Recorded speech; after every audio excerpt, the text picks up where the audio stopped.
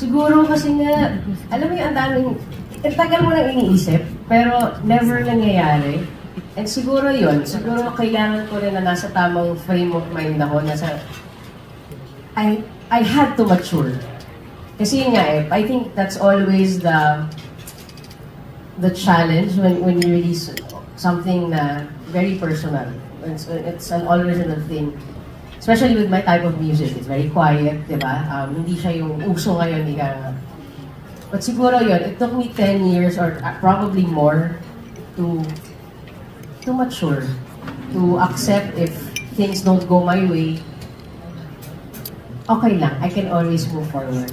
Kasi before, feeling ko nun, if I fail on something, katapusan na ng career ko eh.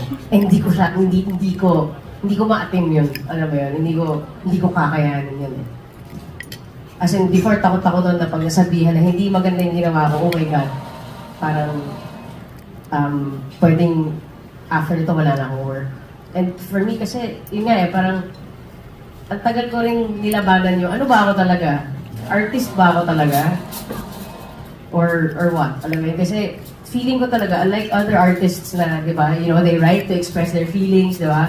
They do all these things to express themselves. I don't know if you'd believe me, but it wasn't really like that for me. It was a job. Trabaho ko siya.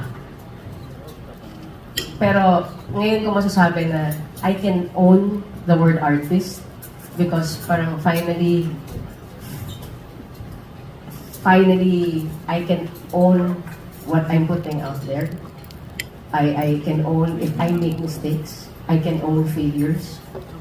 The way that I know I can also own success.